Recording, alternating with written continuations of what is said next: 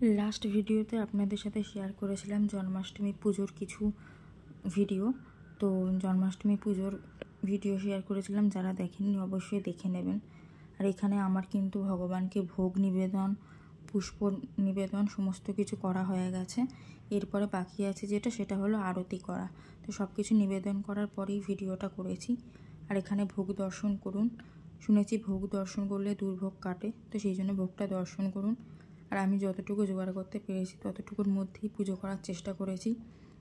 যেহেতু বাড়ি চেঞ্জ করা হয়েছে, খুব বেশি কিছু আমি জোগাড় করতে পারিনি। তবে ভগবান আমাকে দিয়ে যতটুকু জোগাড় করিয়েছে ততটুকু দিয়েই আমি ভগবানকে পুজো করেছি। আর এখানে করে নিচ্ছি কর্পূর দিয়ে আরতি। আমার বড় কর্পূরদানি ছিল, কিন্তু জিনিসপত্রের মধ্যে কোথায় যে ঢুকে গেছে আমি পেলামই না। তাই এই ছোটো কর্পূরদানিটা দিয়ে আরতি করছি। এটার মধ্যে বেশি কর্পূর দেওয়া যায় না, যেহেতু ছোট, খুব তাড়াতাড়ি জ্বলেও যায়। তো কর্পূর দিয়ে আরতি করার পরে কিন্তু আমি আরও অনেক কিছু দিয়ে আরতি করব।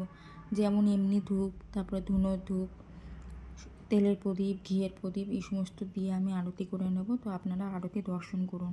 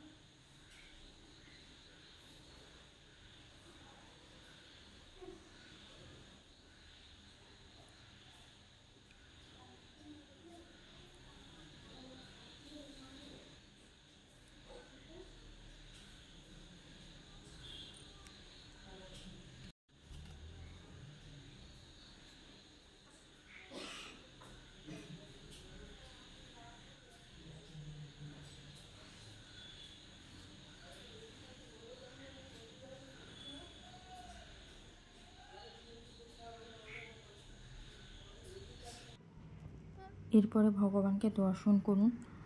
আমি এখানে সবাইকে আমার সাধ্য মতন সাজানোর চেষ্টা করেছি। সবাইকে নতুন বস্ত্র পরিয়েছি, পদ্ম ফুল এনেছিলাম, কিছু মালা এনেছিলাম, কিছু ফুল এনেছিলাম।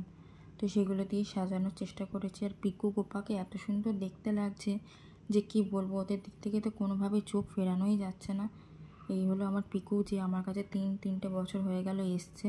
ও আসার পর সত্যিই জীবনে পরিবর্তন আমি লক্ষ্য করেছি। লোকনাথ বাবারও সেদিন জন্মদিন ছিল, তাই লোকনাথ বাবাকেও পুজো করে নিয়েছি। আর এই হলো আমার বৃন্দাবন। আমার বাড়িতেই বৃন্দাবন রয়েছে, আর বৃন্দাবনে যাওয়ার হয়তো প্রয়োজন নেই, বাড়িতেই সব কিছু করে নিয়েছি। আর এদের দুজনের দিক থেকে তো চোখ ফেরানোই যাচ্ছে না। আমি যে কত ছবি তুলেছি, কত ভিডিও করেছি, তার কোনো শেষ নেই। আর আমার পুজো পদ্ধতি কেমন লাগলো অবশ্যই জানাবেন।